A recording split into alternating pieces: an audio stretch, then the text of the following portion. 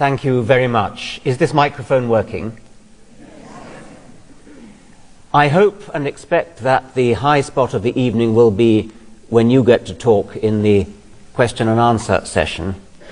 But before that, you'll have to listen to me for a bit while I read just a few passages from my latest book, The God Delusion, to set the scene for the questions. I'm going to begin with the opening of the book from chapter 1, A Deeply Religious Non-Believer. The boy lay prone in the grass, his chin resting on his hands.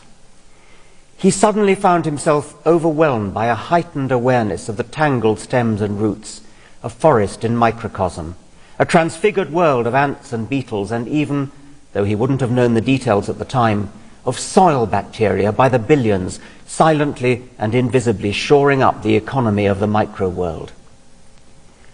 Suddenly, the microforest of the turf seemed to swell and become one with the universe, and with the rapt mind of the boy contemplating it. He interpreted the experience in religious terms, and it led him eventually to the priesthood. He was ordained an Anglican priest, and became a chaplain at my school, a teacher of whom I was fond. In another time and place, that boy could have been me under the stars, dazzled by Orion, Cassiopeia, and Ursa Major, tearful with the unheard music of the Milky Way, heady with the night scents of frangipani and trumpet flowers in an African garden. Why the same emotion should have led my chaplain in one direction and me in the other is not an easy question to answer. A quasi-mystical response to nature and the universe is common among scientists and rationalists. It has no connection with supernatural belief. I often hear myself described as a deeply religious man. An American student wrote to me that she had asked her professor whether he had a view about me. Sure, he replied, his positive science is incompatible with religion, but he waxes ecstatic about nature and the universe. To me, that is religion. But is religion the right word? I don't think so. Much unfortunate confusion is caused by failure to distinguish what can be called Einsteinian religion from supernatural religion. Einstein sometimes invoked the name of God, and he is not the only atheistic scientist to do so, inviting misunderstanding by supernaturalists eager to misunderstand and claim so illustrious a thinker as their own. The dramatic, or was it mischievous, ending of Stephen Hawking's A Brief History of Time, for then we should know the mind of God, is notoriously misconstrued. It has led people to believe, mistakenly of course, that Hawking is a religious man. Great scientists of our time who sound religious usually turn out not to be so when you examine their beliefs more deeply. This is certainly true of Einstein and Hawking. One of Einstein's most eagerly quoted remarks is, "Science without religion is lame, religion without science is blind." But Einstein also said, "It was, of course, a lie what you read about my religious convictions, a lie which is being systematically repeated. I do not believe in a personal God, and I have never denied this, but have expressed it clearly. If something is in me which can be called religious, then it is the unbounded admiration for the structure of the world, so far as our science can reveal it." Does it seem that Einstein contradicted himself? That his words can be cherry-picked for quotes to support both sides of an argument? No. By religion, Einstein meant something entirely different from what is conventionally meant. As I continue to clarify the distinction between supernatural religion on the one hand and Einsteinian religion on the other, bear in mind that I am calling only supernatural gods delusional. That's the end of the extract from chapter 1. Now an extract from chapter 2, the God hypothesis. The God of the Old Testament is arguably the most unpleasant character in all fiction. Jealous and proud of it, a petty, unjust, unforgiving control freak, a vindictive, bloodthirsty ethnic cleanser, a misogynistic, homophobic, racist, infanticidal, genocidal, filicidal, pestilential, megalomaniacal, sadomasochistic, capriciously malevolent bully.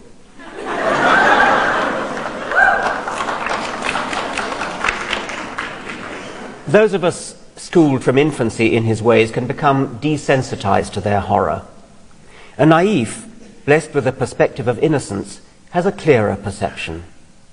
Winston Churchill's son, Randolph, somehow contrived to remain ignorant of Scripture until Evelyn Waugh and a brother officer, in a vain attempt to keep Churchill quiet when they were posted together during the war, bet him he couldn't read the entire Bible in a fortnight. Unhappily, it has not had the result we hoped.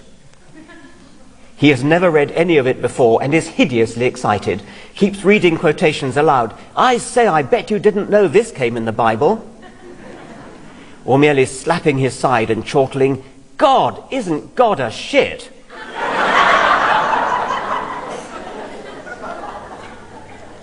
Thomas Jefferson, better read, was of a similar opinion. The Christian God is a being of terrific character, cruel, vindictive, capricious, and unjust. It is unfair to attack such an easy target. The God hypothesis should not stand or fall with its most unlovely instantiation, Yahweh, nor his insipidly opposite Christian face, gentle Jesus, meek and mild. To be fair, this milksop persona owes more to his Victorian followers than to Jesus himself. Could anything be more mawkishly nauseating than Mrs. C.F. Alexander's "Christian children all must be mild, obedient, good as he"? I am not attacking the particular qualities of Yahweh or Jesus or Allah or any other specific God, such as Baal, Zeus or Wotan. Instead, I shall define the God hypothesis more defensively. There exists a superhuman, supernatural intelligence who deliberately designed and created the universe and everything in it, including us. This book will advocate an alternative view. Any creative intelligence of sufficient complexity to design anything comes into existence only as the end product of an extended process of gradual evolution. Creative intelligences being evolved necessarily arrive late in the universe and therefore cannot be responsible for designing it. God, in the sense defined, is a delusion, and as later chapters will show, a pernicious delusion.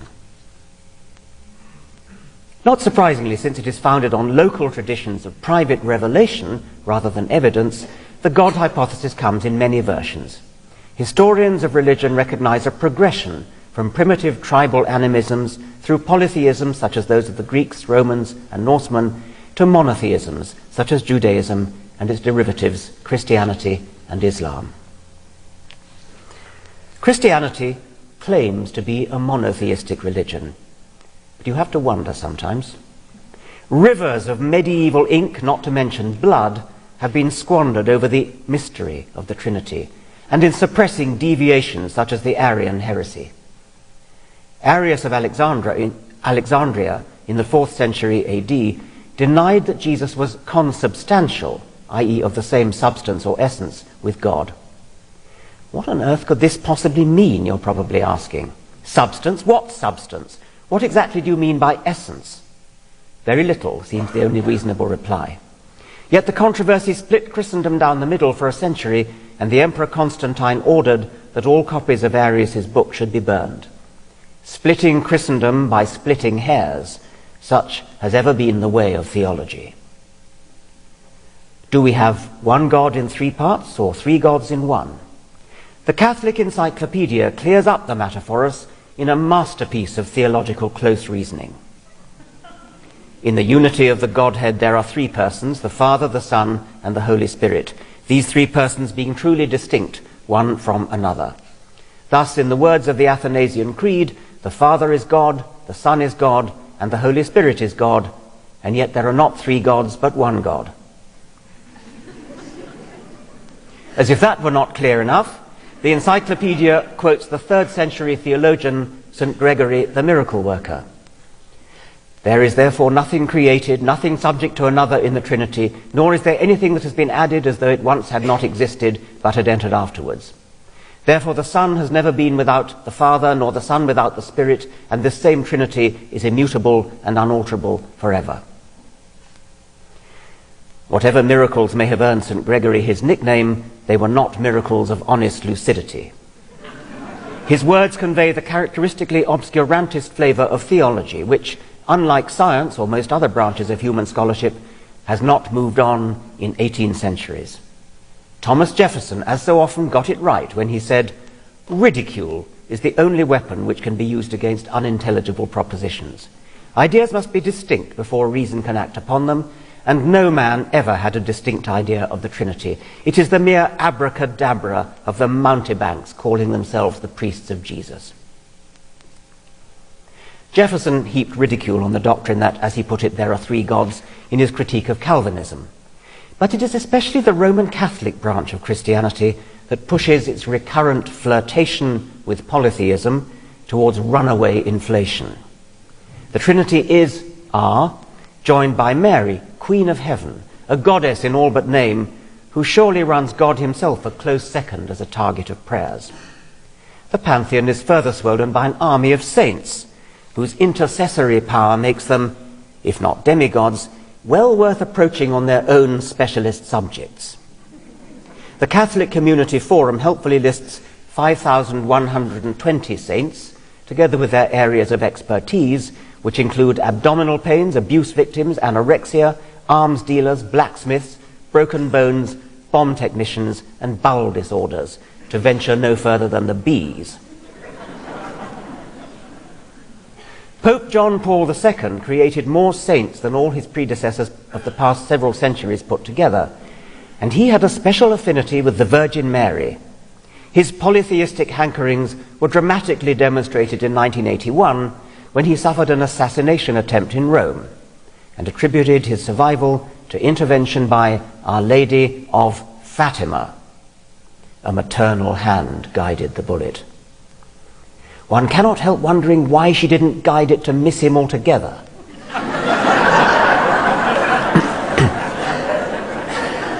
Others might think the team of surgeons who operated on him for 6 hours deserved at least a share of the credit, but perhaps their hands too were maternally guided. The relevant point is that it wasn't just Our Lady who, in the Pope's opinion, guided the bullet, but specifically Our Lady of Fatima. Presumably Our Lady of Lourdes, Our Lady of Guadalupe, Our Lady of Medjugorje, Our Lady of Akita, Our Lady of Zaitun, Our Lady of Garabandal, and Our Lady of Knock were busy on other errands at the time.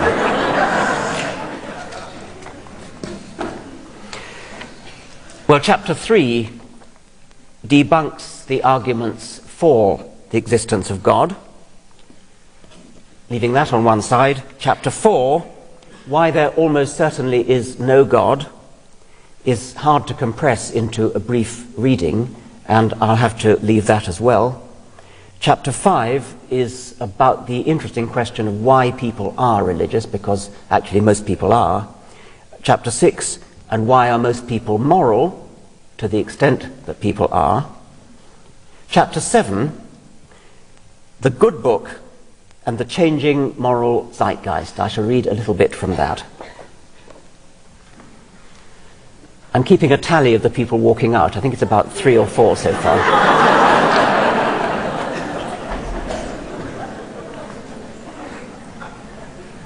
There are 2 ways in which Scripture might be a source of morals or rules for living. One is by direct instruction, for example, through the 10 Commandments, which are the subject of such bitter contention in the culture wars of America's boondocks. The other is by example. God or some other biblical character might serve as, to use the contemporary jargon, a role model. Both scriptural routes, if followed through religiously, encourage a system of morals which any civilized modern person, whether religious or not, would find, I can put it no more gently, obnoxious.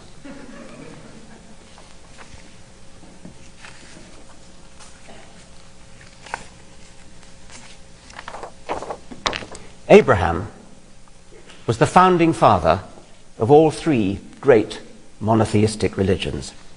His patriarchal status renders him only somewhat less likely than God to be taken as a role model. But what modern moralist would wish to follow him? God ordered Abraham to make a burnt offering of his longed-for son. Abraham built an altar, put firewood upon it, and trussed Isaac up on top of the wood. His murdering knife was already in his hand when an angel dramatically intervened with the news of a last-minute change of plan. God was only joking after all, tempting Abraham and testing his faith. A modern moralist cannot help but wonder how a child could ever recover from such psychological trauma. By the standards of modern morality, this disgraceful story is an example simultaneously of child abuse, bullying in two asymmetrical power relationships, and the first recorded use of the Nuremberg defense. I was only obeying orders. Yet the legend is one of the great foundational myths of all three monotheistic religions. Modern theologians will protest that the story of Abraham sacrificing Isaac should not be taken as literal fact. And the appropriate response is twofold. First, many people, even to this day, do take the whole of their scripture to be literal fact. And they have a great deal of political power over the rest of us, especially in the United States and in the Islamic world. Second, if not as literal fact, how should we take the story? As an allegory? Then an allegory for what? Surely nothing praiseworthy. As a moral lesson? But what kind of morals could one derive from this appalling story? Remember, all I'm trying to establish for the moment is that we do not, as a matter of fact, derive our morals from Scripture. Or if we do, we pick and choose among the Scriptures for the nice bits and reject the nasty. But then we must have some independent criterion for deciding which are the moral bits, a criterion which, wherever it comes from, cannot come from Scripture itself, and is presumably available to all of us, whether we are religious or not. Apologists even seek to salvage some decency for the God character in this deplorable tale. Wasn't it good of God to spare Isaac's life at the last minute? In the unlikely event that any of my readers are persuaded by this obscene piece of special pleading, I refer them to another story of human sacrifice which ended more unhappily. In Judges chapter 11, the military leader Jephthah made a bargain with God that if God would guarantee Jephthah's victory over the Ammonites, Jephthah would, without fail, sacrifice as a burnt offering whatsoever cometh forth of the doors of my house to meet me when I return. Jephthah did indeed defeat the Ammonites with a very great slaughter, as is par for the course in the book of Judges, and he returned home victorious.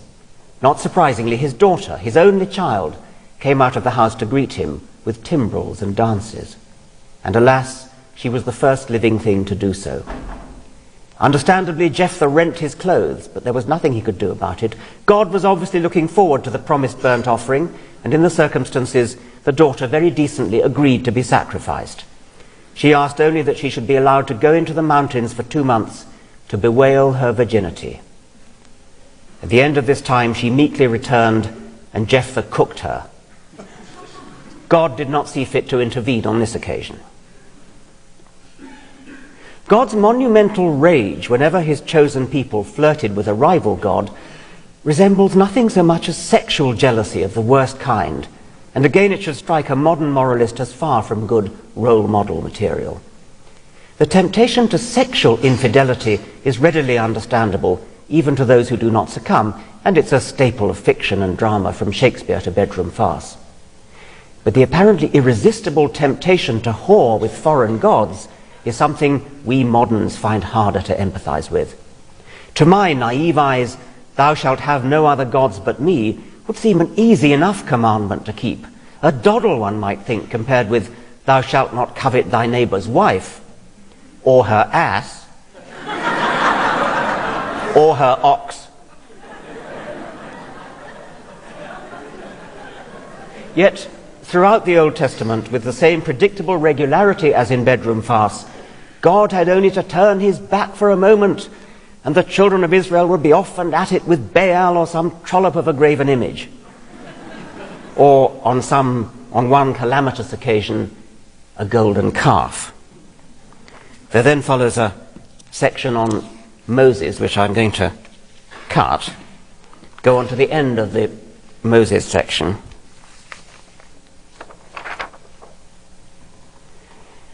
The ethnic cleansing begun in the time of Moses is brought to bloody fruition in the book of Joshua, a text remarkable for the bloodthirsty massacres it records and the xenophobic relish with which it does so.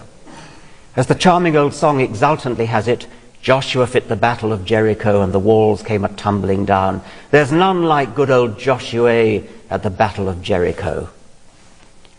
Good old Joshua didn't rest until they utterly destroyed all that was in the city, both man and woman, young and old, and ox and sheep and ass, with the edge of the sword. Joshua 6:21. Yet again, theologians will protest it didn't happen. Well, no, the story has it that the walls came tumbling down at the mere sound of men shouting and blowing horns. So indeed, it didn't happen. But that is not the point. The point is that whether true or not, the Bible is held up to us as the source of our morality. And the Bible story of Joshua's destruction of the Lebensraum of Jericho and the invasion of the Promised Land in general is morally indistinguishable from Hitler's invasion of Poland or Saddam Hussein's massacres of the Kurds and the Marsh Arabs. The Bible may be an arresting and poetic work of fiction, but it is not the sort of book you should give your children to form their morals. As it happens, the story of Joshua in Jericho is the subject of an interesting experiment in child morality by the Israeli psychologist George Tamarin. Tamarin presented to more than 1,000 Israeli schoolchildren aged between 8 and 14 the book of Joshua's account of the Battle of Jericho. He then asked the children a simple moral question. Do you think Joshua and the Israelites acted rightly or not? They had to choose between A, total approval, B, partial approval, and C, total disapproval. The results were polarized. 66% gave total approval and 26% total disapproval, with rather fewer, 8% in the middle with partial approval. Here are 3 typical answers from the total approval A group. In my opinion, Joshua and the sons of Israel acted well, and here are the reasons. God promised them this land and gave them permission to conquer. If they would not have acted in this manner or killed anyone, then there would be the danger that the sons of Israel would have assimilated among the Goyim. In my opinion, Joshua was right when he did it, one reason being that God commanded him to exterminate the people so that the tribes of Israel will not be able to assimilate amongst them and learn their bad ways. Joshua did good because the people who inhabited the land were of a different religion. And when Joshua killed them, he wiped their religion from the earth. The justification for the genocidal massacre by Joshua is religious in every case. Even those in category C who gave total disapproval did so in some cases for backhanded religious reasons. One girl, for example, disapproved of Joshua's conquering Jericho because in order to do so, he had to enter it. I think it is bad since the Arabs are impure, and if one enters an impure land, one will also become impure and share their curse. Tamarin ran a fascinating control group in his experiment. A different group of 168 Israeli children were given the same text from the book of Joshua, but with Joshua's own name replaced by General Lin and Israel replaced by a Chinese kingdom 3,000 years ago. Now the experiment gave opposite results. Only 7% approved of General Lin's behavior and 75% disapproved. In other words, when their loyalty to Judaism was removed from the calculation, the majority of the children agreed with the moral judgments that most modern humans would share. Joshua's action was a deed of barbaric genocide. But it all looks different from a religious point of view, and the difference starts early in life. It was religion that made the difference between the children condemning genocide and condoning it. Do those people who hold up the Bible as an inspiration to moral rectitude have the slightest notion of what is actually written in it? The following offences merit the death penalty according to Leviticus 20. Cursing your parents, committing adultery, making love to your stepmother or your daughter-in-law, homosexuality, marrying a woman and her daughter, bestiality, and to add injury to insult, the unfortunate beast is to be killed too.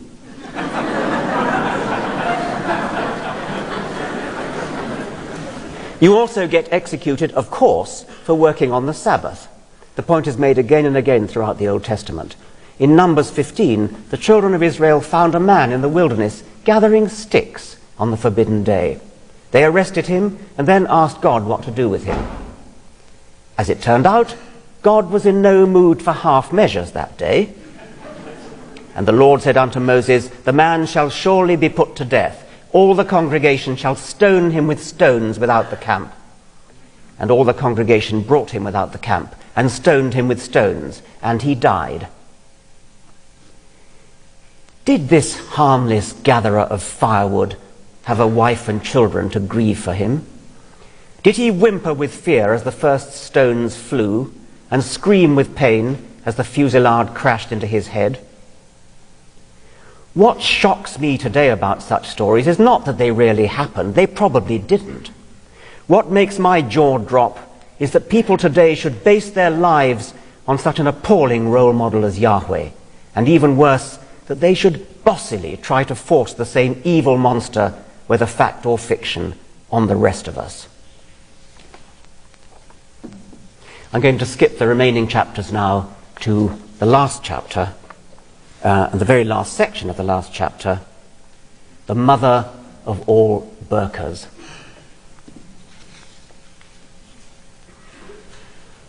One of the unhappiest spectacles to be seen on our streets today is the image of a woman swathed in shapeless black from head to toe, peering out at the world through a tiny slit.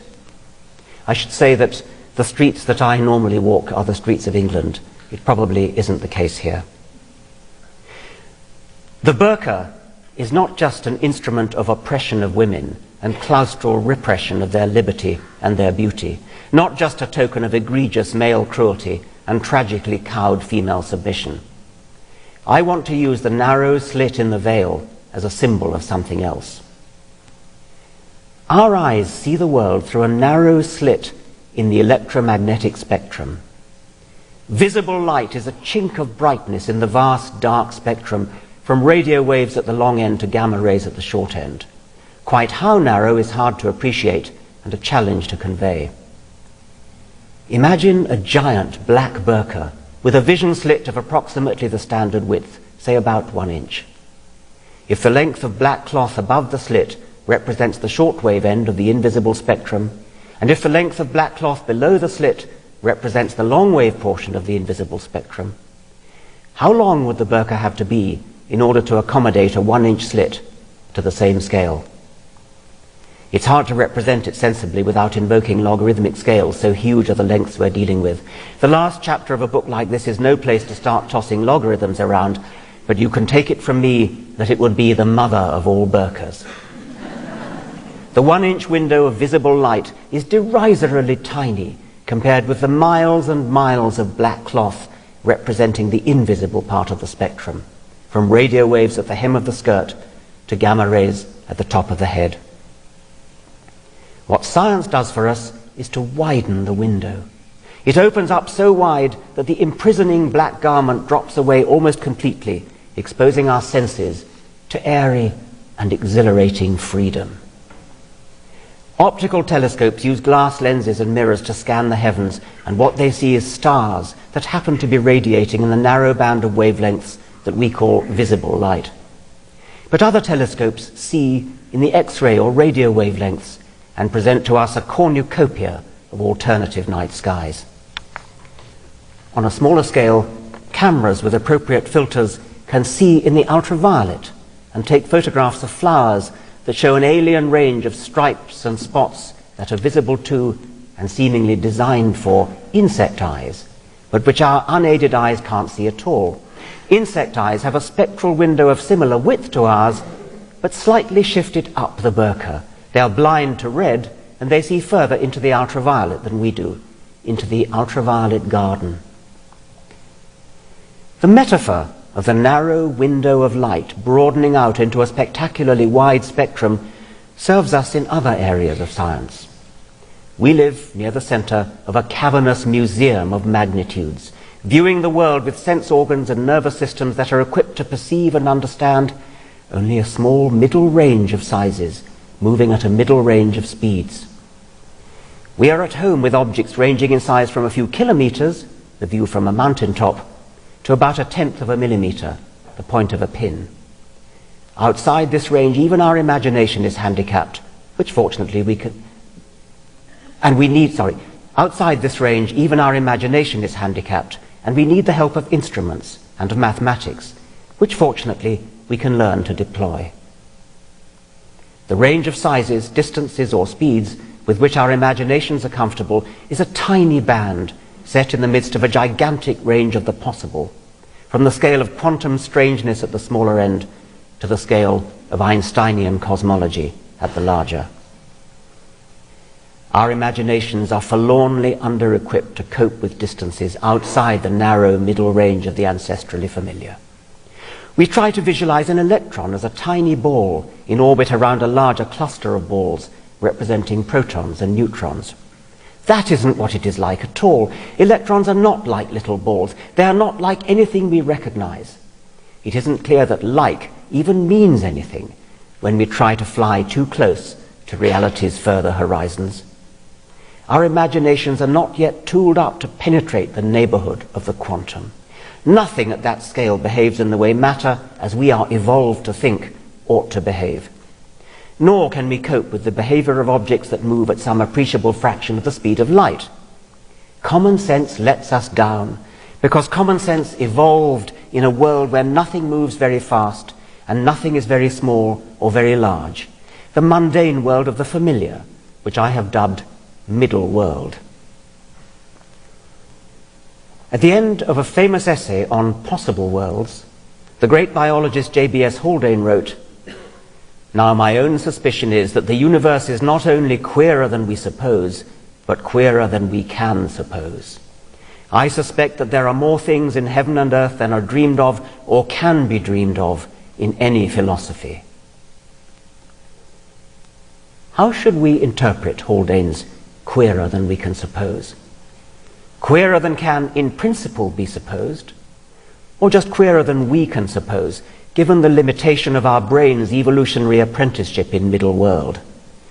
Could we, by training and practice, emancipate ourselves from middle world, tear off our black burqa, and achieve some sort of intuitive, as well as just mathematical, understanding of the very small, the very large, and the very fast?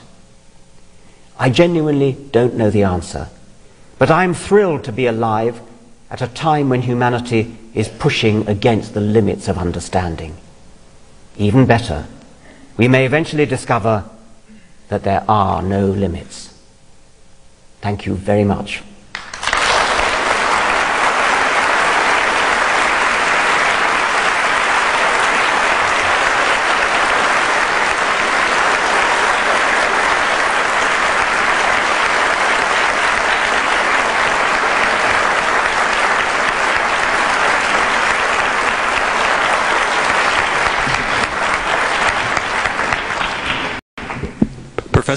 Professor Dawkins will take questions. We'll ask you to line up at the two microphones, introduce yourself, and concisely ask your question. Is it possible to have the house lights up a bit so I can see people are asking questions? Hello. Is this microphone on? I'm Dr. Howell. It's good to have heard your talk. I really appreciated hearing this. I should like to hear more of you because the more you talk, the more you convince me that there is a God and you crystallize our need for Him. I'm glad I have some effect anyway. As a scientist, I'm a bit disturbed that you would go on a tirade for 40 minutes against God. So could you talk a bit more clearly? I can't quite hear. Sure. As a scientist, I'm a bit upset by the fact that you would go on a 40-minute tirade against God and then begin talking of science as if to put the authority of science into what you said. But I do have a question about your long discussion about morality and it coming from the Bible, and that you accuse people, I suppose Christians, of saying that we get our morality from the Scriptures. But clearly this cannot be the case because humanity from every civilization throughout time has a sense of morality, and clearly most of them have not had access to the Bible. So I'm curious then what you think is the origin of this morality. If someone comes in here with a gun and begins shooting all of us, we would call that bad. Why? Why is that bad? I think we probably agree that people don't, as a matter of fact, get their morality from Scriptures, and that's what I was actually saying. People get their morality from somewhere quite other than the Scriptures. And to the extent that they do get their morality from the Scriptures, as I was saying, they pick and choose. Now, if you're asking me where we get our morality from, I think that's an extremely complicated question, and one that I'm very interested in. I've got a whole chapter on it in the book, which I didn't have time to read from. I think that a sort of bedrock of it probably comes from our Darwinian heritage as a kind of misfiring byproduct of our Darwinian past when we lived in small villages or small roving bands, which meant that we were surrounded by close kin, and that, as you no doubt know, is one good prerequisite for the evolution of altruism under Darwinian rules. And also, in those small villages or roving bands, we would have been surrounded by people whom we are likely to meet again and again throughout our life, which provides the basis for the other main Darwinian reason to be moral or altruistic. That, I think, is the Darwinian origin, and I suspect that although we no longer live in small bands, the same rules of thumb, which were honed in our Darwinian past, are playing themselves out under the alien conditions of modern urban society. The rule of thumb used to be nice to everyone you meet, because everyone you meet is likely to be either a cousin and or somebody you're going to meet again and again, and therefore in a position to reciprocate. Darwinism doesn't suggest that we should be all wise and do what is actually going to be best for our selfish genes. Instead, it says that it builds into our brains rules of thumb which worked in our ancestral past. That rule of thumb, be nice to everybody, is still in our brains. It is a lust which is rather similar to the sexual lust, which is still in our brains, even though we may use contraception and therefore are not actually using copulation to reproduce. The same rule of thumb persists, and that is also true of the lust to be good, the lust to be nice. That, I think, is the Darwinian origin. But I think that it's become modified and refined through culture, through civilization, until it shows itself in the much more sophisticated and actually much more pleasant rules for being nice that we see today. Wherever else it comes from, it certainly doesn't come from Scripture, and that was the only point I was trying to make from that particular reading.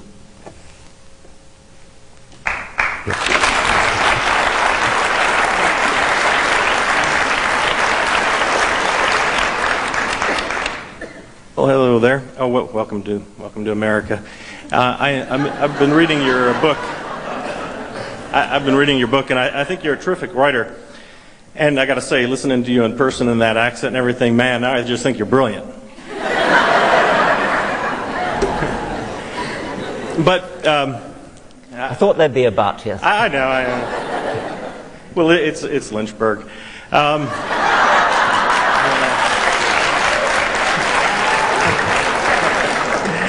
Well, I am a theist. You'll be disappointed to know, but you know how Bertrand Russell, said that if he faced God, he'd ask, where, he didn't give enough evidence. Where was the evidence on that? A couple pieces of evidence that I would just kind of be interested to hear what you think about. Pertaining to this issue of ethics, I read this chapter on ethics in your book. I found it interesting. I mean, you were dealing with the origin of our moral sense, more so than, I think, the origin of morality itself. You'd probably agree, right? So you still wonder, what is it about the world that makes some things, right and some things wrong, some things good, some things bad? And you want to retain the language of some things are evil, and you give a lot of religious examples, and I'm in agreement with you on some of that, but if we're going to retain these categories, these very strong, moral categories, it seems to me that naturalism is going to be very hard pressed to kind of provide an account for where real good and evil would be. I mean, I'm not sure how entirely we can simply assert the existence of value without providing a deeper account for it. And one other, moral freedom as well. It seems to me that if the naturalist is kind of shackled, you know, I mean, a naturalistic world, it would seem as if we're just bound and determined to behave just the way that we do. If morality is all about ought, and ought implies can, how can we ever do anything other than exactly what it is that we do? So I'd be real interested in your responses to those things. Well, I think it's a problem for all of us. I mean, not just for naturalists. I think it is actually fairly baffling where our morality comes from and why we're in fact as nice as we are. I mean, the professionals in this field are moral philosophers, and moral philosophers, the majority of them are not theologically inclined. I mean, they tend to develop ideas, the simplest of all, the one we all know about is the golden rule: behave to others as you would wish they should behave to you. And moral philosophers have developed other such principles. Always oppose suffering, always behave as if you didn't know whether you were going to be at the top of the pecking order or the bottom. These are all moral precepts which moral philosophers have developed. Now, it's a genuinely difficult question why any individual should wish to follow such moral precepts. If I ask myself, I'm actually a very moral person, I think, and I'm sure most of you are too.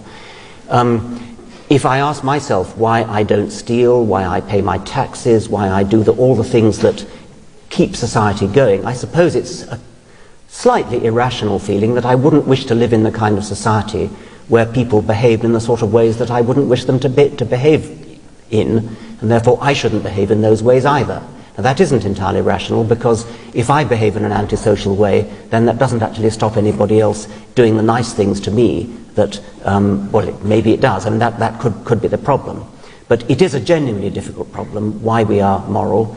All that I wish to assert today is that religion certainly doesn't help. Or if it does, I mean, if there's anybody here who thinks that they're moral purely because they're frightened of what God might do if they're not, I mean, that's a pretty contemptible reason to be moral. And I don't think we probably have much respect for people who only behave well because of the great surveillance camera in the sky. So I think that I'm sure all of us here are moral for better reasons than that, although I quite agree with the questioner, it's genuinely difficult to decide why we are. Thank goodness we are.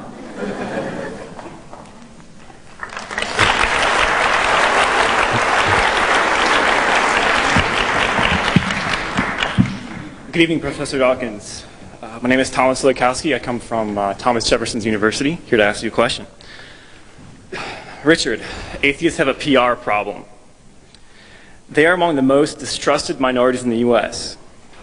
Many people equate atheism with immorality and pessimism. They ask, what good has atheism done? Atheism is so cold, I don't find any comfort from those who do not believe in God. Some have attempted to answer these criticisms with new life stances, such as humanism or the Church of Reality. They assert there will not be widespread apostasy until there is a replacement for religion. Sam Harris says, we must find ways of meeting our emotional needs that do not require the abject embrace of the preposterous. Further, he says, we must learn to invoke the power of ritual and to mark those transitions in every human life that demand profundity, birth, marriage, death, without lying to ourselves about the nature of reality. So my question is, what is your view of that assertion that there will not be widespread apostasy until we find a replacement for religion? Yes, thank you. That's an extremely interesting question. A very important one.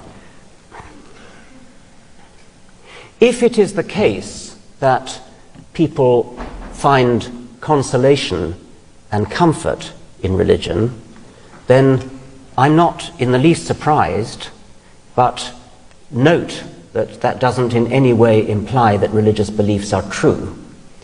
What is comforting and what is true are two entirely different things. It's important to get that out of the way first, because there are people, I'm sorry to say, who can't tell the difference between that which is comforting and that which is true. If you don't see the point, imagine a doctor telling you you're absolutely fine when actually you've got terminal cancer. There are people who would wish their doctor to lie to them, but those people who would not wish their doctor to lie to them should not be sympathetic to the idea that, that religion has value simply because it is comforting or consoling.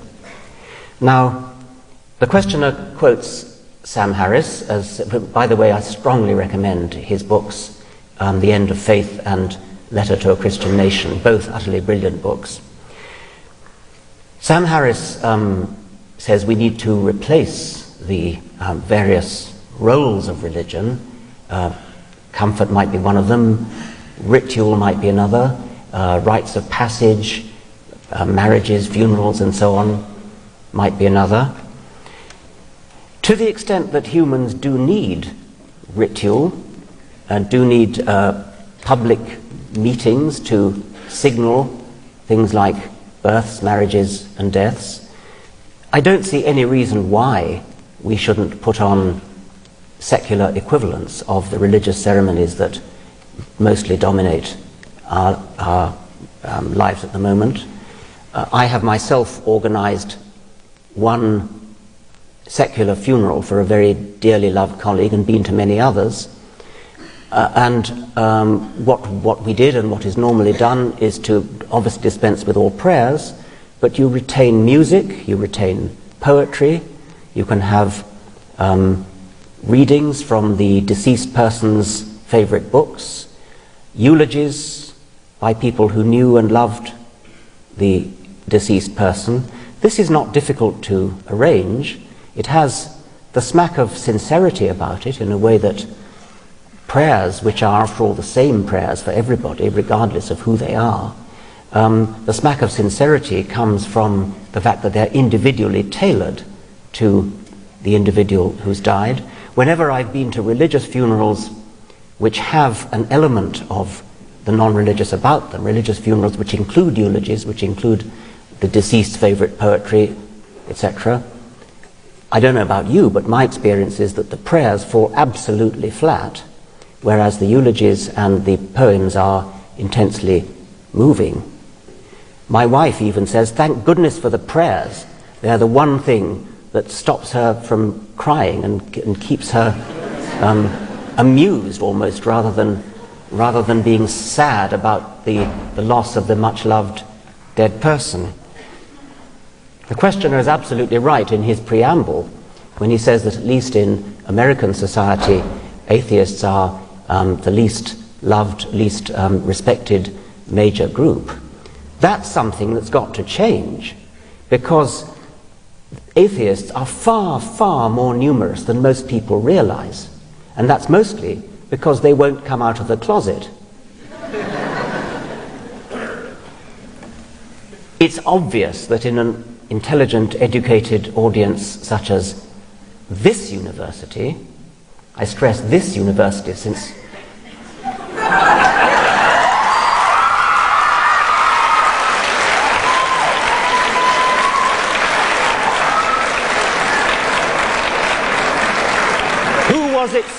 who was it saw fit to give them accreditation, I'd like to know.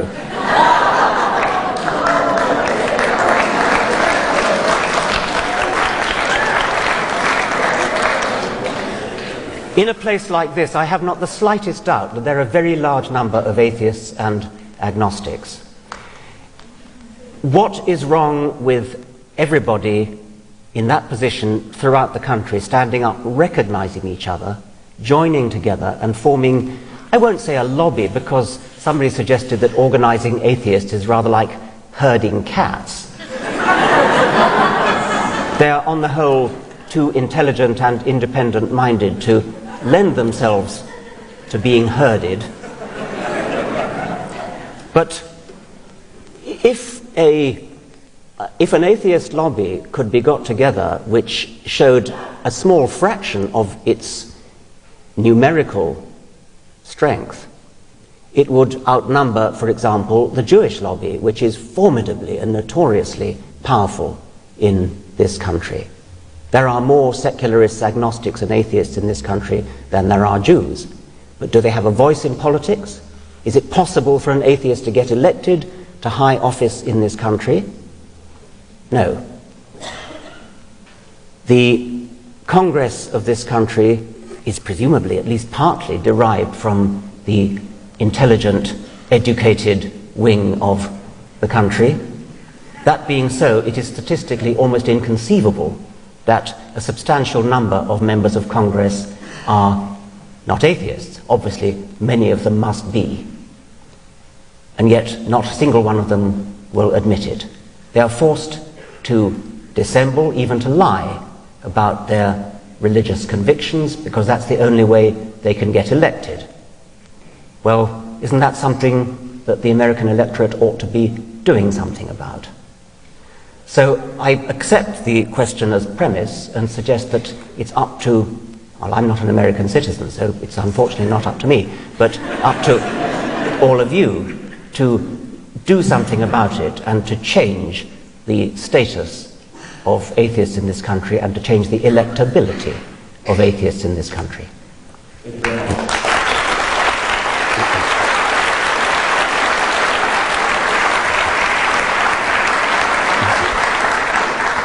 Good evening.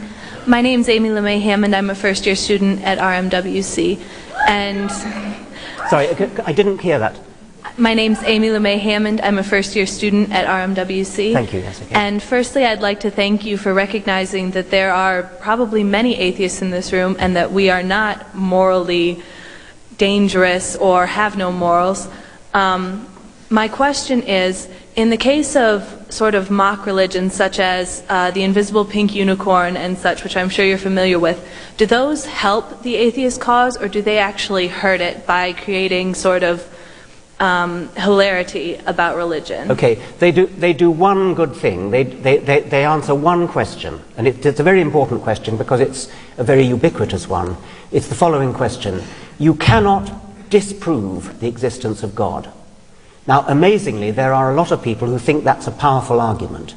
You cannot disprove the existence of God, which somehow seems to suggest to them, oh, well, therefore, the existence of God must be about equally likely to the non-existence. Existence and non-existence must be approximately equally likely.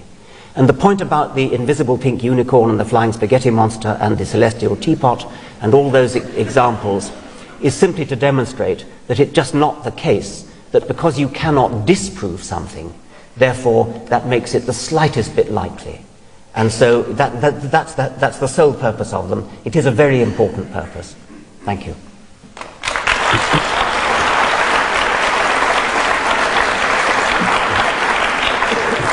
Hi, Mr. Dawkins. My name is Zach Smith. I happen to be from Liberty University, and I just want to applaud your atheist wit, because I have never at the same time been so insulted but amused at the same time. So I just want to say that was a good one. But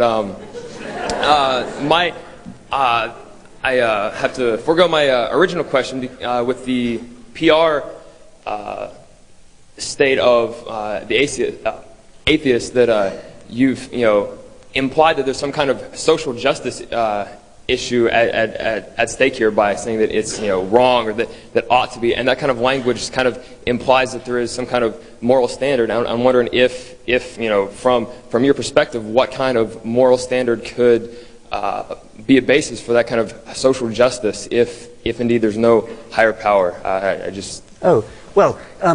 First, I don't understand why you should feel insulted. I didn't insult you, I insulted God, and that's a very different thing.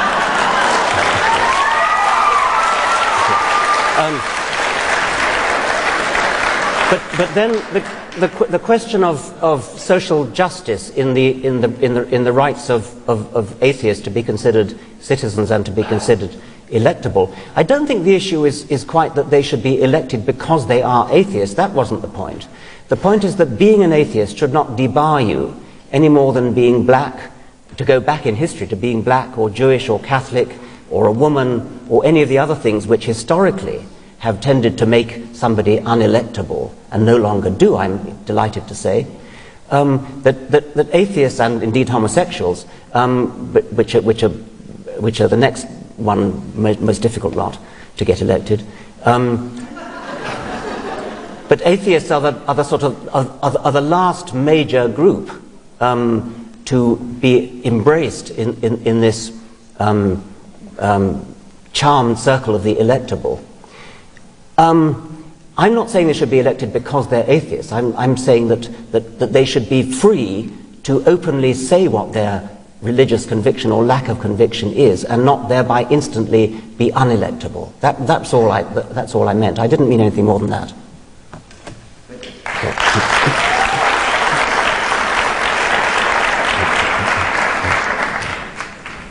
Thank you.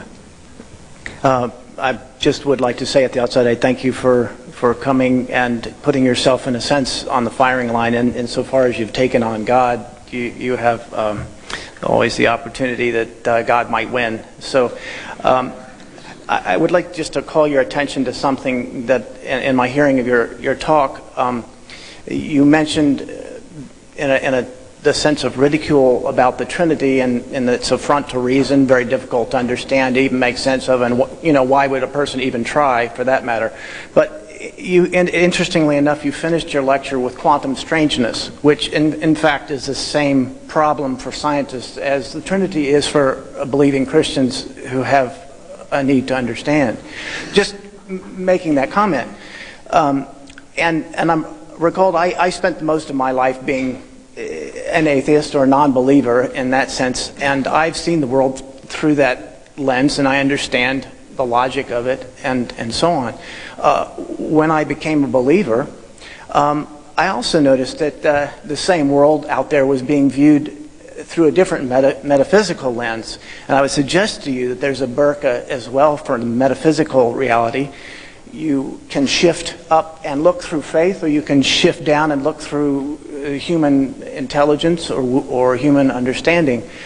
Call it reason or intuition or whatever. But I would call to your attention that there is a whole new reality that comes. It's not supernatural in the sense, but it's a shift in understanding. Yes. I think that's a very interesting point, and I can answer it with reference to how you began, which was the comparison between quantum theory, which is deeply mysterious, and the mystery of the Trinity, and you implied that there's a sort of comparability between those, that they are both deeply mysterious, so why should one prefer one over the other? The answer to that is actually very simple. Quantum theory yields experimental predictions which have been verified to an accuracy, number of decimal places, so accurate that the great theoretical physicist Richard Feynman compared it to the accuracy of predicting the width of North America to the accuracy of the width of one human hair. That is why quantum theory has to be taken seriously. And it doesn't matter, well, it does matter, but it's one can take in one's stride because of the brilliance of the experimental verification. It doesn't matter that quantum theory is so mysterious that, as Feynman himself once said, if you think you understand quantum theory, you don't understand quantum theory. It is true that the human mind, and I believe the reason is that the human mind evolved in middle world, where the strangeness of quantum theory never impinged upon human life.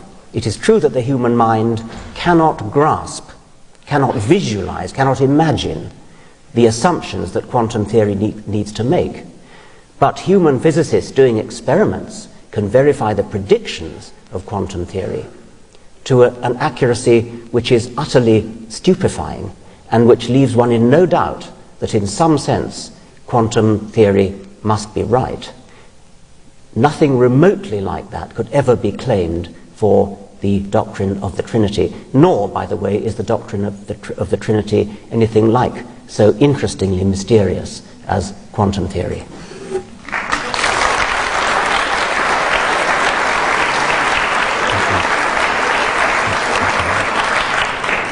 Hello. Thank you for coming to Lynchburg. My name is Matthew Warner. I'm a grad student at Liberty University, and I have one question. Going back to ethics and morality, you essentially said that the Darwinian reason we have morality is that back in the day, you had cousins and people and you wanted them to reciprocate. In order to act like that, you would have to make decisions. The decisions would have to be based on critical thinking.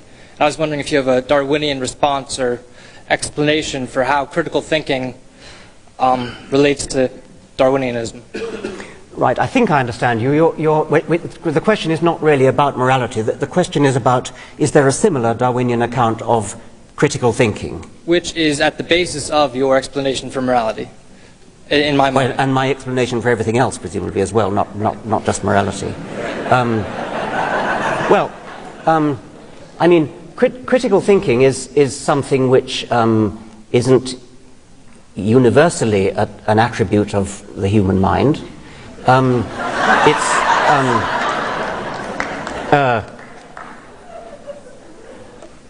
don't think it's very hard to imagine that imagine ways in which critical thinking could have benefited the survival of our ancestors. I mean, I think that taking a rational view of evidence would probably have helped our ancestors to survive in a world of saber-toothed tigers and ice ages and drying up water holes and all the other things all the other hazards which threatened life. I would have thought rather the reverse, that the problem that faces us is how do we explain uncritical lack of thinking? Why is there such a lot of that about? I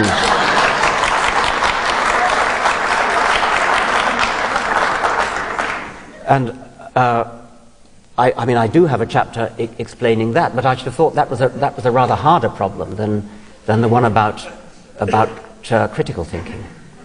Yeah.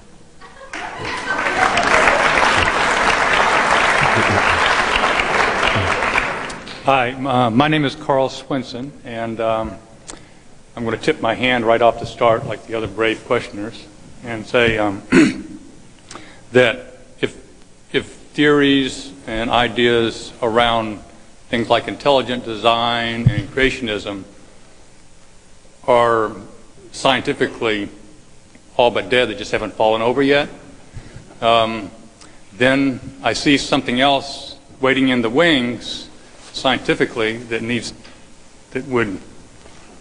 could be a problem for science.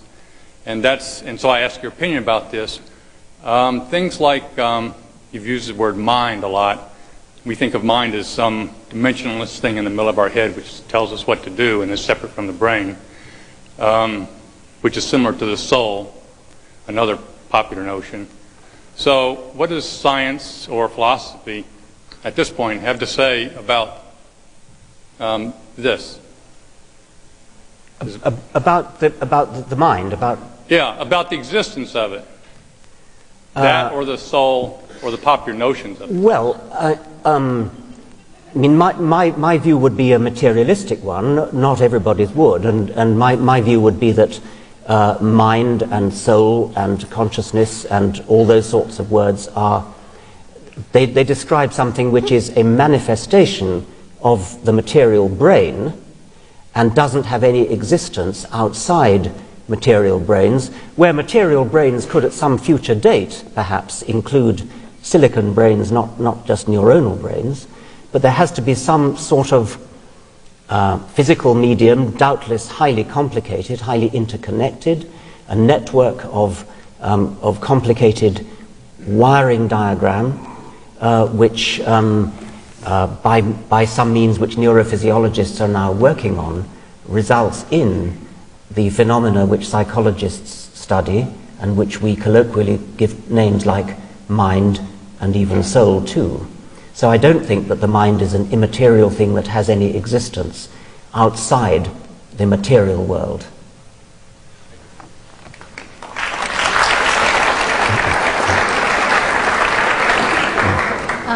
I'm Archana Dutta. I'm a sophomore at Ranulph-Macon Women's College, majoring in biology and environmental science. My question is in no way controversial. It's not intended to be so. And it basically springs out of what the point you made in your hypothesis about God. Do you imply that we may evolve to become God, or do we share a common ancestry with God? Well, I don't think it's very helpful to suggest that we are likely to evolve to become gods. I do think that there may very well be somewhere in the universe evolved beings which are so far advanced compared to us that we would, if we saw them, we might very well be tempted to call them gods. And it is also possible, by the same token, that if our species goes on evolving either genetically and or culturally for a sufficient number of millennia, our descendants might become so advanced that we would be tempted to call them gods. However, I don't think I would wish to call them gods, because however advanced they are, however ingenious, however intelligent, however their technology would strike us with awe, they would still be evolved beings. They would be beings that had evolved by a process of slow, gradual, incremental evolution. And that, to me, is the diagnostic feature of a god. A god doesn't evolve. A god just happens. A god is just there. And so I think my answer to your question is, it's an interesting thought, but actually I don't think it would be a helpful use of the word God, any more than if a Stone Age hunter were to suddenly be transported into the 21st century and would of course be awestruck by computers and mobile phones and Boeing 747s and helicopters and rockets to the moon. That Stone Age hunter might be tempted to call us gods, but I think it's a temptation that he should resist, and so should we.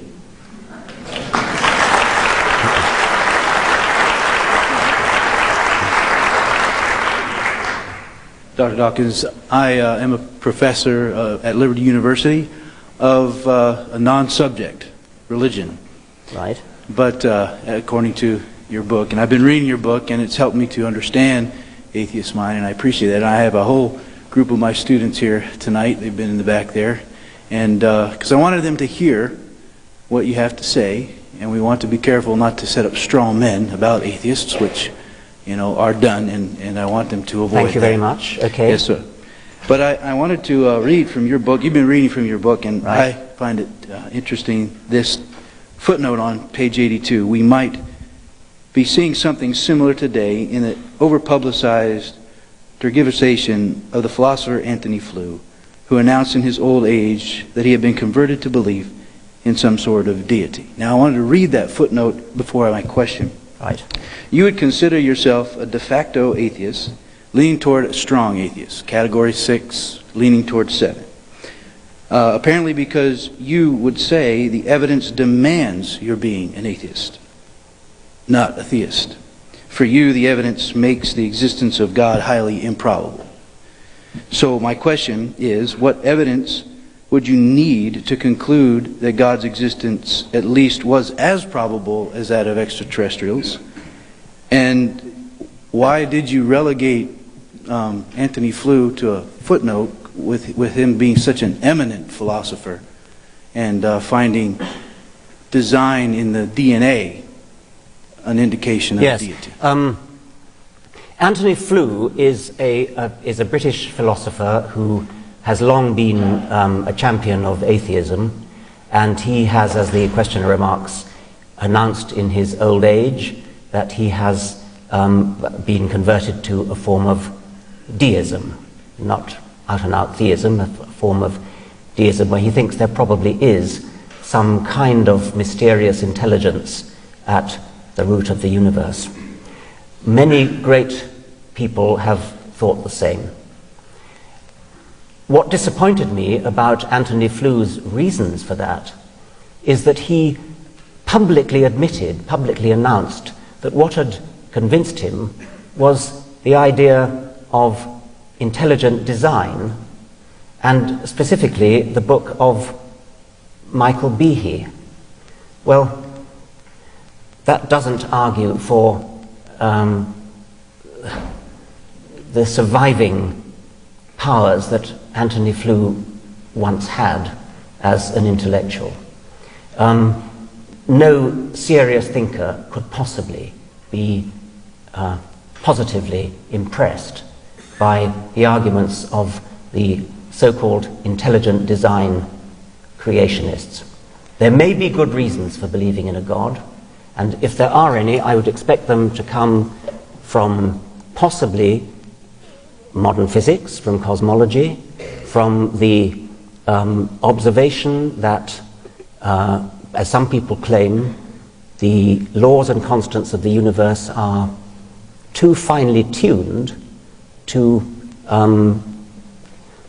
be an accident. That would not be a wholly disreputable reason for believing in some form of supernatural deity. I think there's a very good argument against it, and I've developed much of my chapter 4 to, as I think, refuting that argument. If Antony Flew had said that, then I think we could have a serious argument with him. But what he actually said was that he was convinced by intelligent design in biology. And anybody who knows anything about biology will immediately see that that is ridiculous. I'm sorry to be so harsh, but when I last saw Antony Flew, he didn't endear himself to me because he actually went about promulgating the legend that Darwin himself had a deathbed conversion. And that really is a ridiculous story, which was long, long ago disposed of by the Darwin family. And it led me to somewhat discount other things that Antony Flew is now saying. He once was a great philosopher. It's very sad.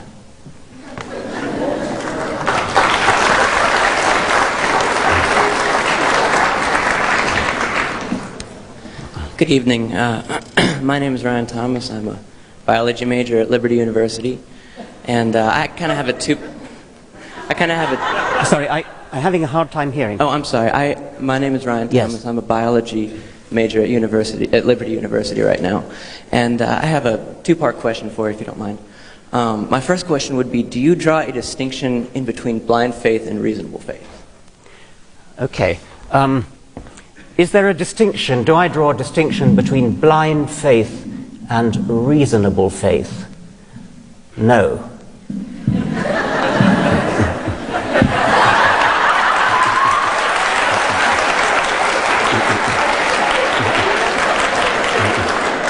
It's interesting that you say that, because just through my own studies, through my my investigation into this matter, I have come to the conclusion that there is no such thing as proof. Right. That there is reasonable faith and there is blind faith. When I drop a ball, to the ground on Earth, it's reasonable for me to believe that the ball will fall the very next time that I drop it. But I can't prove it, just as I can't prove that you exist. Yes. I believe that you exist based on a reasonable faith because I can see you, because I can hear you. But our senses can sometimes deceive us. People on cocaine feel bugs in their skin, but that doesn't make it real. People that are taking hallucinogens see things, but it doesn't make it real. Okay. So I think it's interesting that you deny the line between reasonable faith. Yes, I mean, I think we agree. I think we're just using words in a different way. I think it's a semantic thing. Something like when you drop a ball, it falls, and when you drop another ball, it falls, and when you drop another ball, it falls.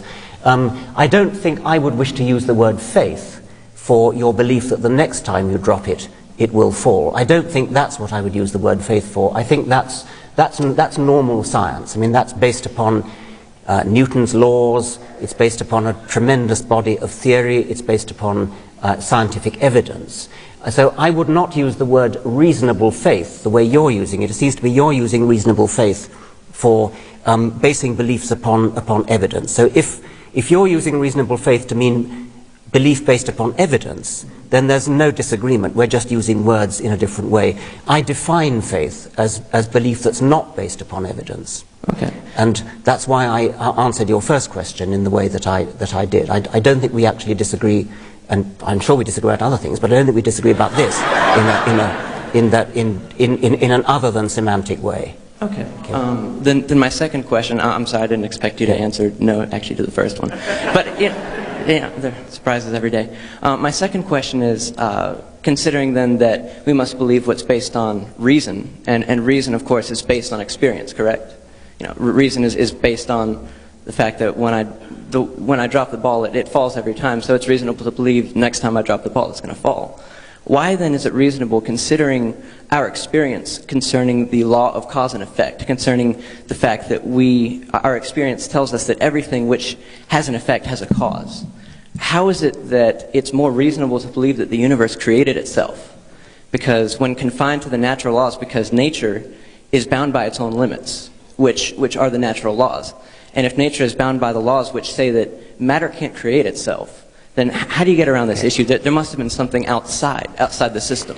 It is very difficult. It is, of course, a very difficult question to ask how things began at the very beginning of the universe. It's very difficult to even know what the word beginning even means with respect to the universe. That any physicist, any biologist, any scientist, any reasonable person would accept. However, when you ask what's the alternative, if the alternative that's being offered to what physicists now talk about, a big bang, a spontaneous singularity which gave rise to the origin of the universe, if the alternative to that is a divine intelligence, a creator which would have to have been complicated, statistically improbable, the very kind of thing which scientific theory such as Darwin's exists to explain, then immediately we see that however difficult and apparently inadequate the theory of the physicists is, the theory of the theologians that the first cause was a complicated intelligence is even more difficult to accept. They're both difficult, but the theory of the cosmic intelligence is even worse. What Darwinism does is to raise our consciousness to the power of science to explain the existence of complex things, and intelligences and creative intelligences are above all complex things. They're statistically improbable. Darwinism raises our consciousness to the power of science to explain how such entities, and the human brain is one, how such entities can come into existence from simple beginnings. However difficult those simple beginnings may be to accept, they are a whole lot easier to accept than complicated beginnings. Complicated things come into the universe late, as a consequence of slow, gradual, incremental steps. God, if he exists, would have to be a very, very, very complicated thing indeed. So to postulate a God as the beginning of the universe, as the answer to the riddle of the first cause, is to shoot yourself in the conceptual foot, because you are immediately postulating something far, far more complicated than that which you are trying to explain. Now, physicists cope with this problem in various ways, which may seem to you, they even seem to me, somewhat unconvincing. For example, they suggest that our universe is but one bubble in a foam of universes, the multiverse, and each bubble in the foam has a different set of laws and constants. And by the anthropic principle, we have to be, since we're here talking about it, we have to be in the kind of bubble with the kind of laws and constants which are capable of giving rise to the evolutionary process and therefore to creatures like us. That is one current physicist's explanation for how we exist in the kind of universe that we do. It doesn't sound so shatteringly convincing as say, Darwin's own theory, which is self-evidently very convincing. Nevertheless, however unconvincing that may sound, it is many, many, many orders of magnitude more convincing than any theory that says complex intelligence was there right from the outset. If you have problems seeing how matter could just come into existence, try thinking about how complex intelligent matter or complex intelligent entities of any kind could suddenly spring into existence. It's many, many orders of magnitude harder to understand. May I say one more thing? Sorry, you've had 3 already.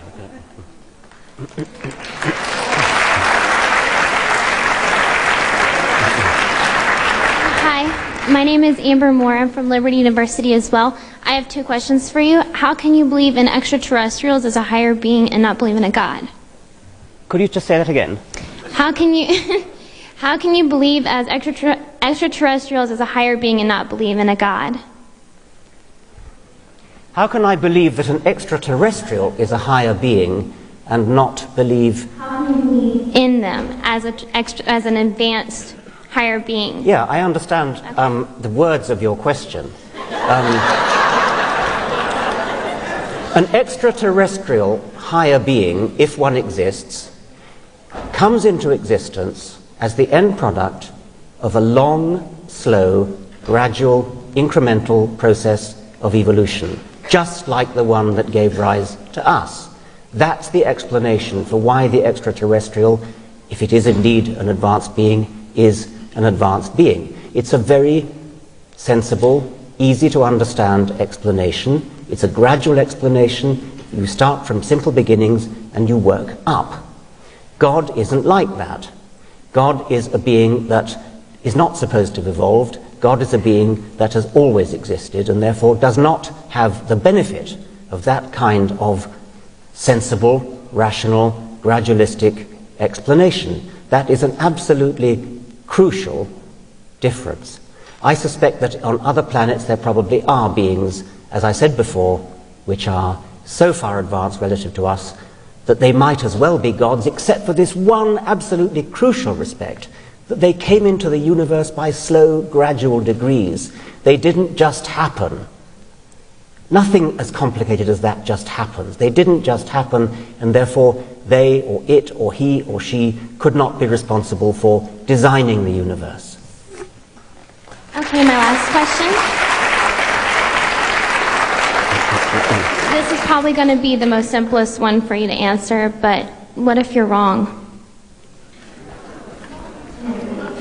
Well, what if I'm wrong? I mean, anybody could be wrong. We could all be wrong about the flying spaghetti monster and the pink unicorn and the flying teapot. You happen to have been brought up, I would presume, in the Christian faith. You know what it's like not to believe in a particular faith because you're not a Muslim, you're not a Hindu. Why aren't you a Hindu? Because you happen to have been brought up in America, not in India. If you'd been brought up in India, you'd be a Hindu. If you were brought up in Denmark in the time of the Vikings, you'd be believing in Wotan and Thor. If you were brought up in classical Greece, you'd be believing in Zeus. If you were brought up in Central Africa, you'd be believing in the great Juju up the mountain. I mean, there's no particular reason to pick on the Judeo-Christian God in which by the sheerest accident you happen to have been brought up and ask me the question, what if I'm wrong? What if you're wrong about the great Juju at the bottom of the sea?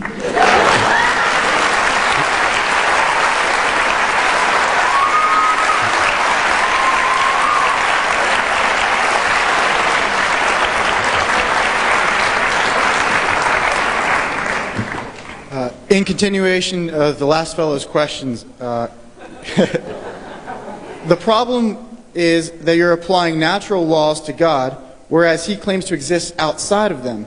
Therefore, he does not necessitate a beginning, unlike matter, on the other hand, which necessitates a beginning.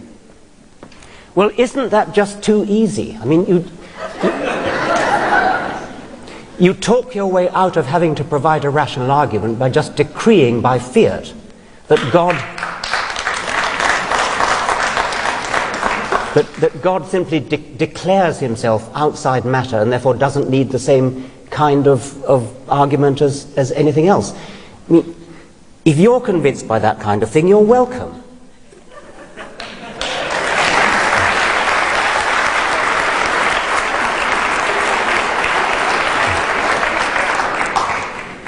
My name is Kay Goodman, and I'd like to hear your thoughts on whether or not there is a God or gods. What effect has it upon humankind, upon the orders of the world, upon men and women, that we rather consistently refer to God as a male?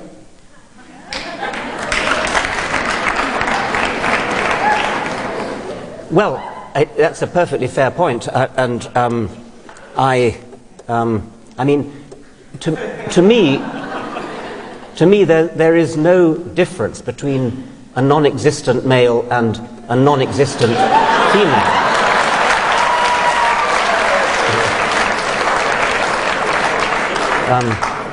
To the extent that God or gods has sociological, psychological, political significance, then I could easily imagine that if one could somehow begin a cult of a female god, it might well have a very improving effect upon human society.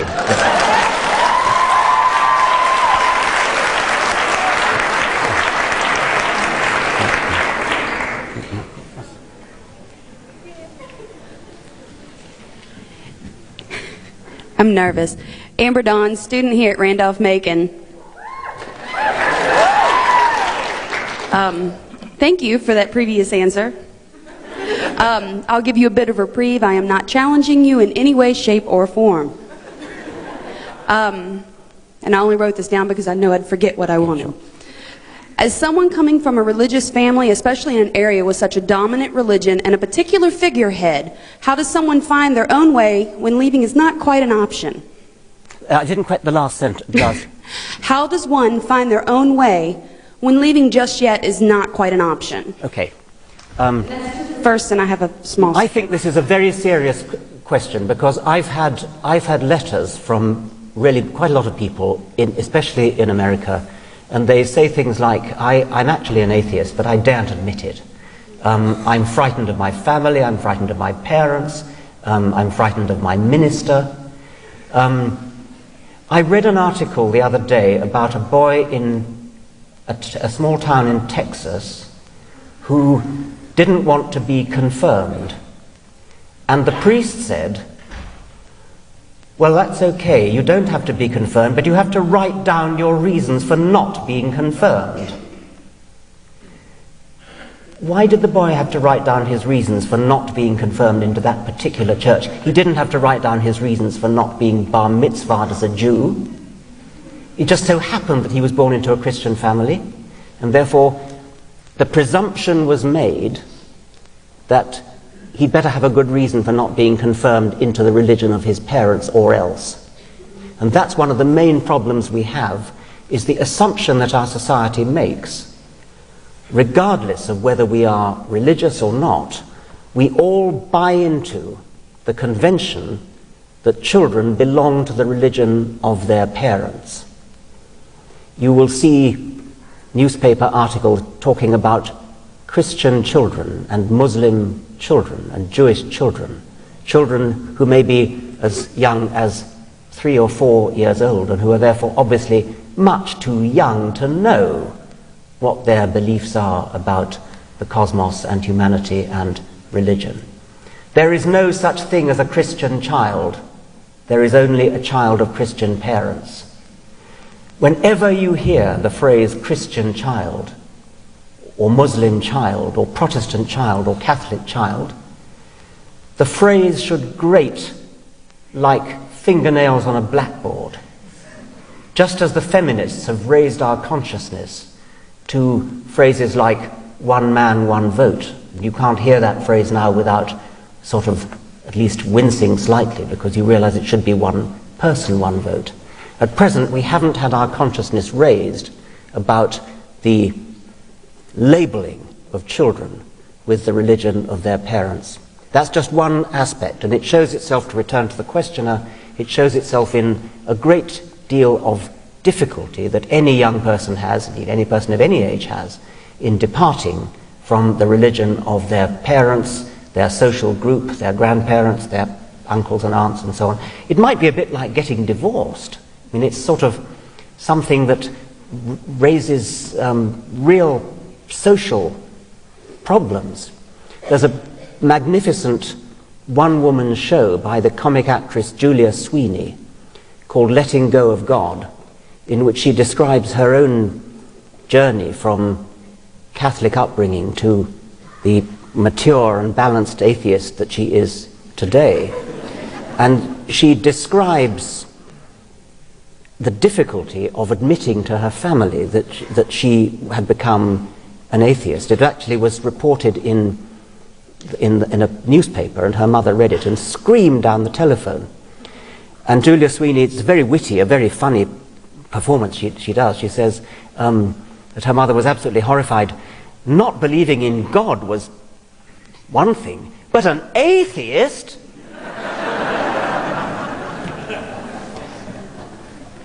I don't know what the answer is. The precedent of gay people is one that one can vaguely bear in mind. I mean, homosexuality is now much, much more accepted in our society than it was when I was young, homosexuality was actually illegal in Britain up until, I think, the 1960s, believe it or not.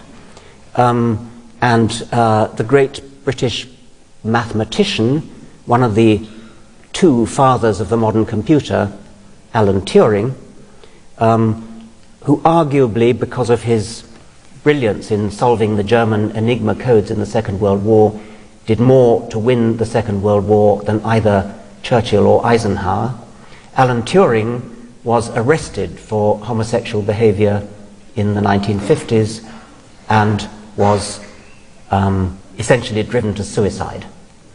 That has now changed, and now people can be openly gay. The word gay has become a word used with pride rather than with shame. I think that we do have to have a shift in social attitudes to atheism, which will mirror that towards homosexuality. It is, after all, just a view about the cosmos and about various other things, about humanity, about morality. It is really quite extraordinary that somebody's view about such an academic matter as whether there exists a supreme intelligence should reflect upon their the way they're looked at in society, the way their family and their friends look at them. It is quite remarkable that that should be the case. Once again, it's something we've all got to do something about.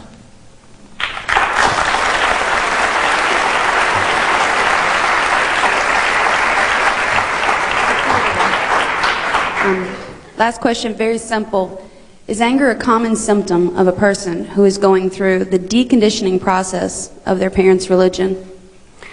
I think you're too close to the microphone. I said, is anger a common symptom of a person who is going through the deconditioning process of their parents' religion? Is anger a common symptom of a person who's going through a deconditioning process from their parents' religion? I don't know.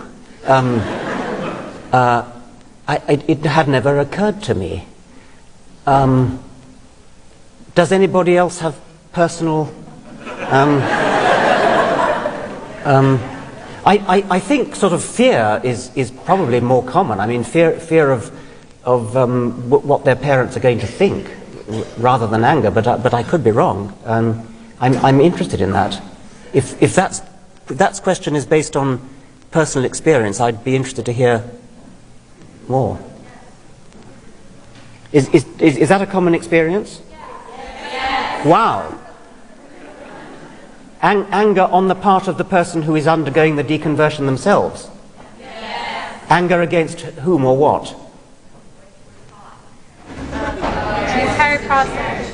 Having the clergy people, all of the authority figures who pushed this as a norm, which was anathema to the child's reason. Right. Well, thank you. That's extremely interesting. I've learned something this evening. Thank you.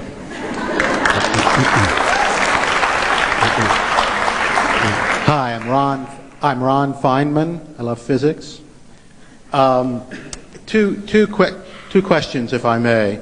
At Liberty University, they have on display some fossils that they say are, I might be off by a factor or by 1,000 years or so, but they say these fossils of dinosaurs are 3,000 years old, maybe 4,000, maybe 5,000. My question, the first question to you is, what could they do to really prove to a scientist that those fossils are indeed that old only? That's number one. And then number two, would you be willing to elucidate a little bit further your arguments against creation by design, and maybe give us some better sense of cosmological time, just how long it really is? Right. The belief that dinosaurs are only 3,000 years old and that the universe is only 6,000 years old, how to give an idea of the real time span of the world, when one way to put it, which I've recently been thinking about, is that if somebody believes that the world is only 6,000 years old, or of the order of a few thousand years old, when the true age of the Earth is of the order of a few billion years old, that means they're out by a factor of 1 million, which is not a trivial error. I am not very good at arithmetic, and I calculated that it's equivalent to believing that the distance from New York to San Francisco is 700 yards. But I received a letter from a mathematician who'd done the sum again, and he said I got it wrong. It's actually equivalent to believing that the distance from New York to San Francisco is 28 feet. Either way, it gives you an idea of the scale of the error. The questioner asked what would the people of Liberty University have to do in order to demonstrate that these dinosaur fossils really were 3,000 years old. Well, what they would have to do is to find igneous rocks which were found in proximity to or sandwiching the fossils, and date these by radioactive dating. Several different, half a dozen at least, different forms of radioactive dating, all of which give independent estimates of the date of these fossils. And all those different methods of doing it should point to an age of 3,000 years. In fact, of course, what those methods of dating all show is that dinosaur fossils are hundreds of millions, or no less than 65 million years old. Not just one method of radioactive dating, lots and lots of different methods of radioactive dating, different clocks working on completely different principles that all point to the same order of magnitude of age of these dinosaur fossils. If it's really true that the museum at Liberty University has dinosaur fossils which are labeled as being 3,000 years old, then that is an educational disgrace. It is debauching the whole idea of a university, and I would strongly encourage any members of Liberty University who may be here to leave and go to a proper university.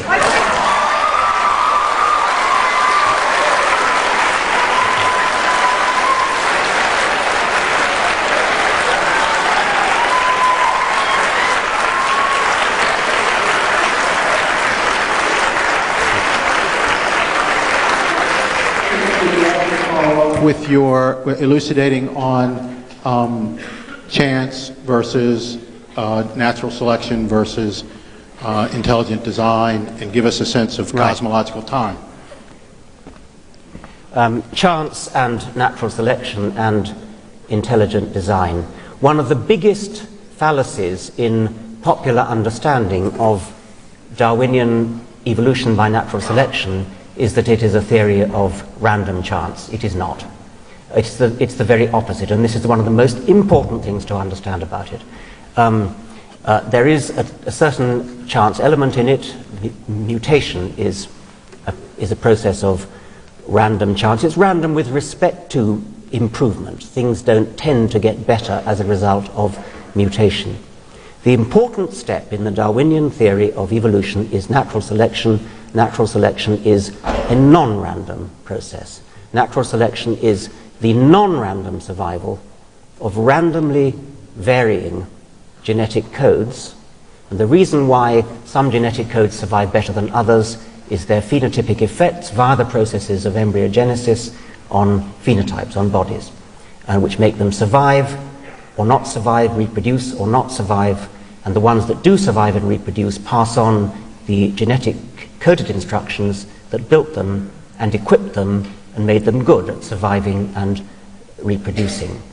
That's the idea. That is the explanation for the apparent adaptive design, the illusion of design which all living things show. It is a non-random process. It does not involve design of any sort. It produces an illusion of design. It is hard for people to grasp for various reasons, and one reason the questioner has pinpointed is the sheer length of time involved. Geological time is larger than most human minds are capable of grasping. The various metaphors have been used to convey the sheer magnitude of geological time. One that I like, which I didn't invent, is you hold out your hand to represent the length of geological time, and if, say, the middle of my tie is the origin of life and the tip of my finger is the present, then the dinosaurs which went extinct 65 million years ago lived about there. Most of this is bacteria. You have multicellular life evolving about here, dinosaurs about there, humans at my fingernail, and the whole of recorded human history, everything from the Egyptians, biblical times, the Romans, the Assyrians, the Greeks, all of human history disappears in the dust from one stroke of a nail file. That's the scale of human history is the dust from one stroke of a nail file, on the same scale as the time that's available, that has been available for evolution. That is one of the reasons why people find it so hard to understand. There are many reasons. I've written about 8 books on the subject which preceded the God delusion, and it's a little hard to condense it into a few minutes. Thank you very much.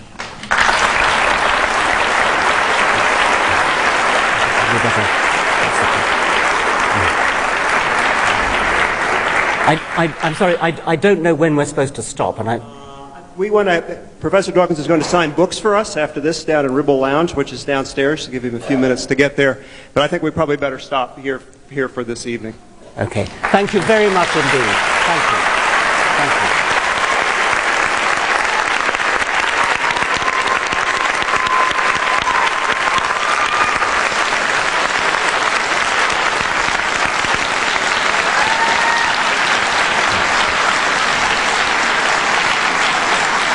Very many thanks. Thank you.